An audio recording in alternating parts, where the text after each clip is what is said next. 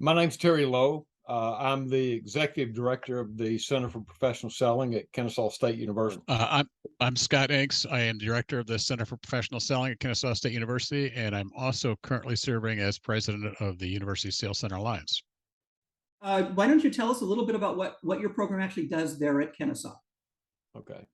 Kennesaw State sales program actually started in 1996. We had a sales major or degree in 1989. It's grown quite a bit. We're one of the founding members of the University Sales Center Alliance. We have a degree program. We have a minor. Scott, you can fill in any blanks that I don't add in there. We have a corporate partner program. We have about 30 companies that we're partnering with right now.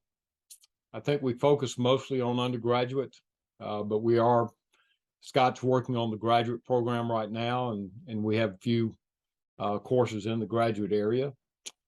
We host the National Collegiate Sales Competition, and we've got, I think, 4 or 5 faculty who are involved, along with staff, and probably 4 or 5 student assistants that work with us too. So what makes your program unique? Besides Scott, do we want to talk about some other programs? I will say that we are, as Terry mentioned, we are looking into getting into the graduate education space. Kennesaw State does have a PhD. We offer a PhD in sales.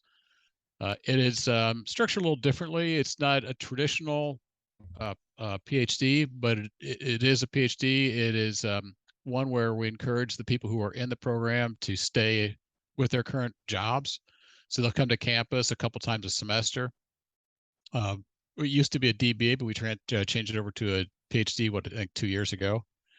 We are doing more in the graduate space also at the MBA level. We've test pilot a couple different courses, and right now we're looking to develop a concentration. Currently, the focus is on concentration in marketing, but after that's established, which would be this year, we'll work on a concentration in sales and/or make a graduate certificate. Then we also offer some executive education series in sales, so people can go through that program as well. So part of what we're doing really is trying to get into more into the graduate education, whether it be programmatically or as part of the extended education program. I think our program is, I don't know what's unique about it, but Scott ran a center for a long time. I've run the center here for a while. Scott came down in 2016. Finally convinced him to come south, and he and I have been really co-running the center. I work externally with a lot of our partners. Scott does most everything inside, coordinating the courses, number of the student programs. So it's been great to be able to bounce ideas off Scott and me, which really has created a lot of work for us. Now, on your undergraduate programs, do you offer both the academic, which obviously you won't get into, but what about workshops, seminars, competitions? We do offer the major. We offer a minor, and students in the marketing area, if they don't want to commit to a major or minor, can actually do a track in sales. We do have as Terry mentioned, the National Collegiate Sales Competition, which is held here annually. And that brings in 71 other schools, 72 total. So far, we've always qualified. Hopefully that'll continue. So 72 schools total from around the country, and occasionally we get them from Europe or Canada. And then we do offer workshops. We have corporate lunch and learns, and Terry will probably touch on that a little bit later, but with our partners, they do lunch and learns.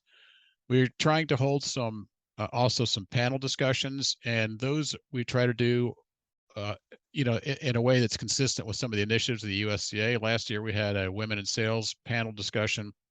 Probably going to have that again this year as well. So we do offer other initiatives for our students besides what we have on the academic side. There's a lot to do extracurricular that helps develop those students. And you know, part of it is consistent with our mission, which is to enhance the sales profession.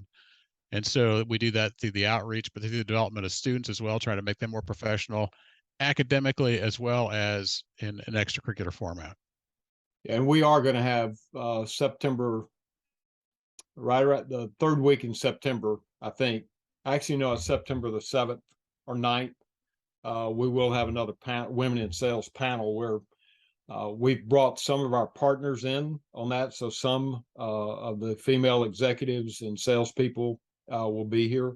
And also some of our alumni. Actually, one of our alumni got out in 2004.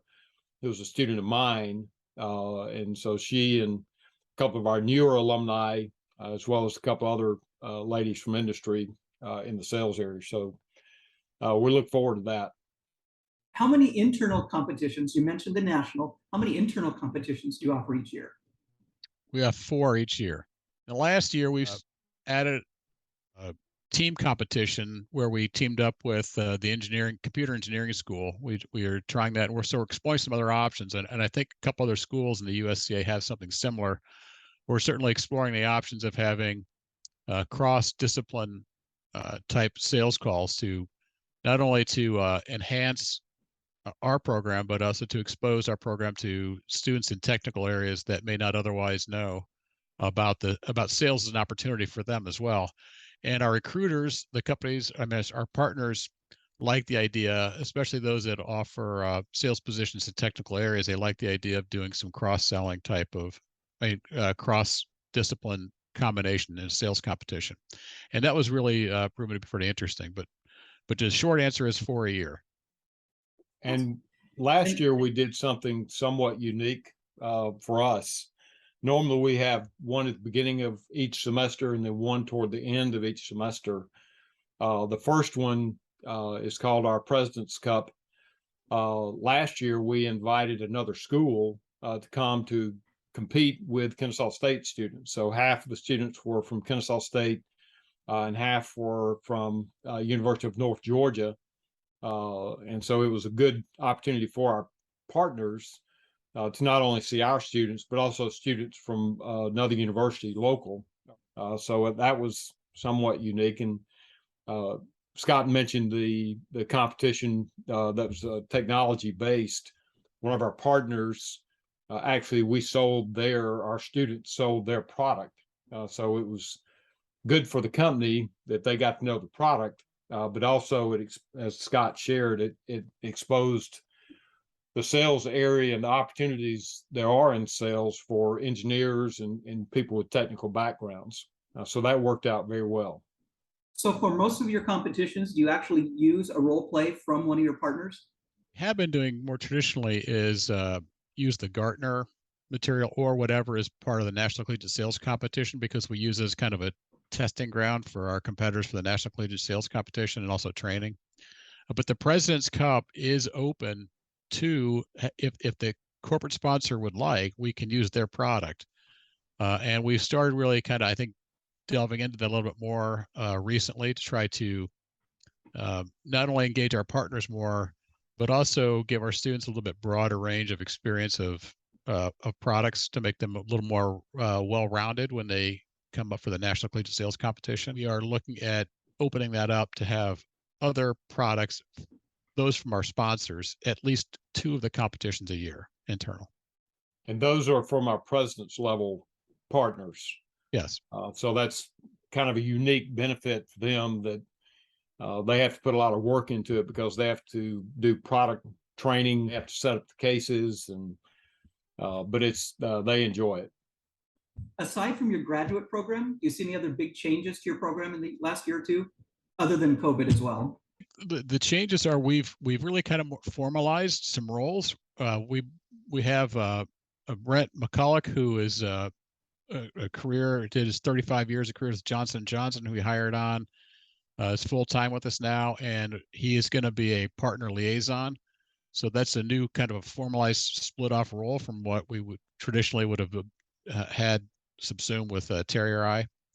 And then we also hired a new position that kind of was a combination position. Now it's one, which is a outreach program coordinator.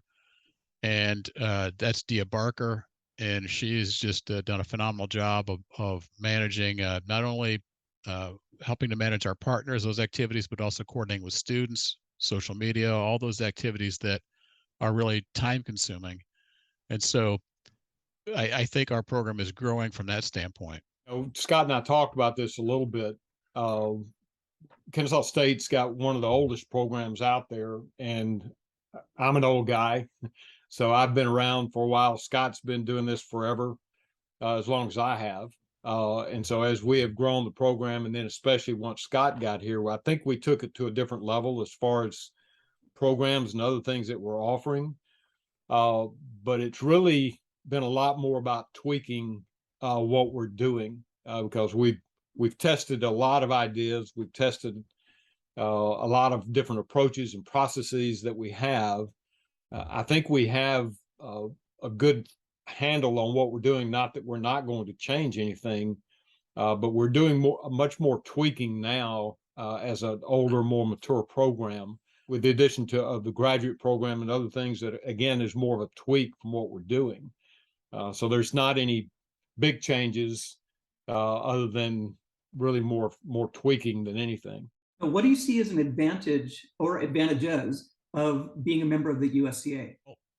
For sure, the biggest advantage is the ability to share ideas with our colleagues, those who have sales centers around the country who share a similar interest in advancing the sales profession.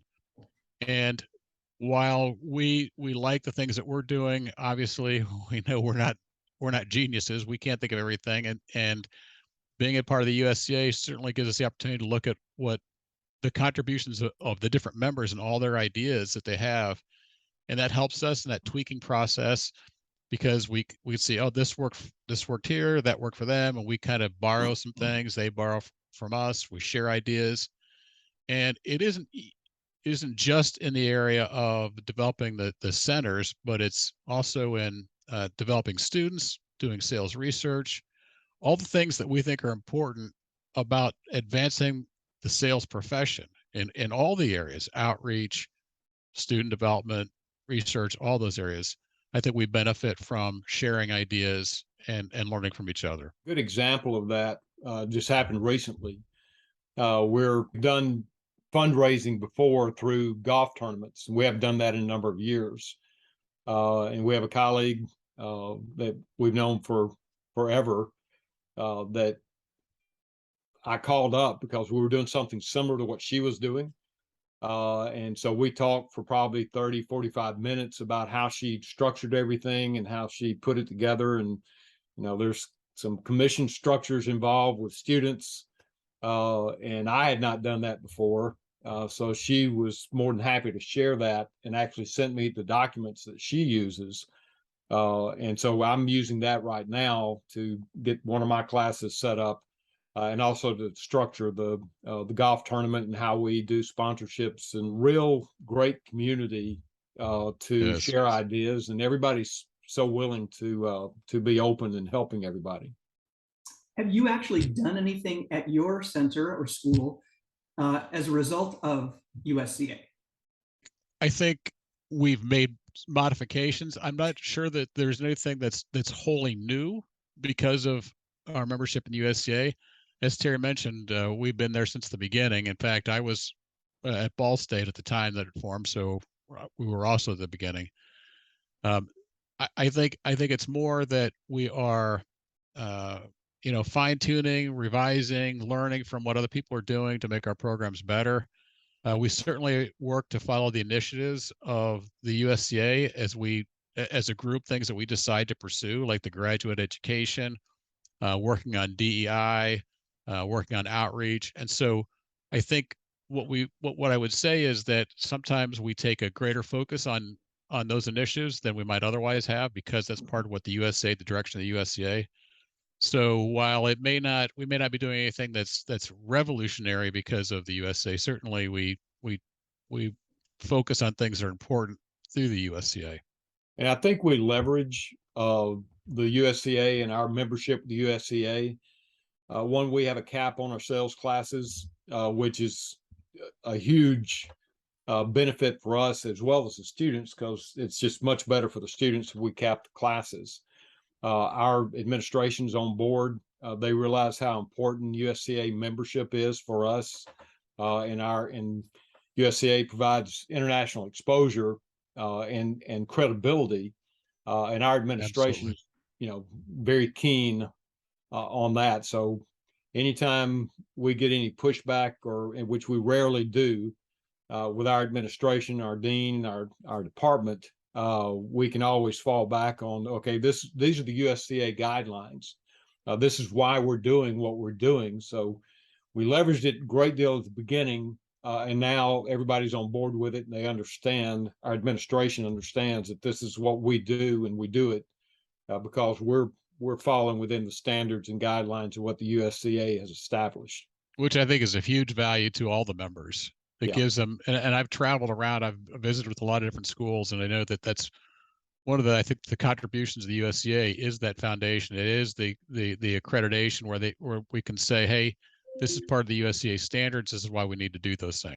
And then finally, is there anything else that you'd like to communicate about your program or involvement in USCA? We love our program. We've adopted and changed things. Everybody's got a little bit different, because we talk to everybody, and with Scott's position, he's talking to everybody anyway in a more official capacity. I think we've got an older, mature program. I think we like being able to share with others, and we get phone calls from faculty and deans and provosts and others when other schools are establishing their program. We're always happy to do that.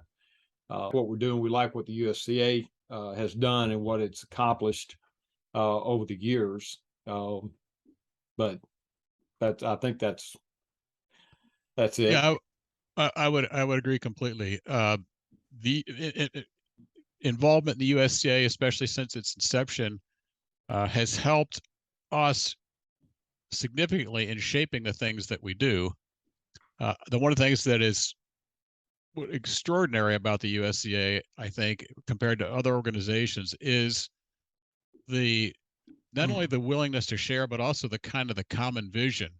I mean, the members all have the same basic vision, which is the sales is a profession that's worth supporting, it's worth enhancing, it's worth growing, and we're all looking for ways to do that. And I think we approach it sometimes differently, which enhances everybody's experience, because we can, so we have these little mini labs going all around the country where they're trying different things, and then we get the results from those, and we share the results, and then we adopt the ones that work. But again, it's the common vision of enhancing the sales profession, along with a willingness to share, that makes the USCA such a great organization and allows us to always draw value from that interaction, and hopefully also contribute and share value there as well. It's a fantastic organization. I think we've helped a lot of schools develop their what might be nascent or new sales programs into more robust and sometimes even significant and well-established sales programs.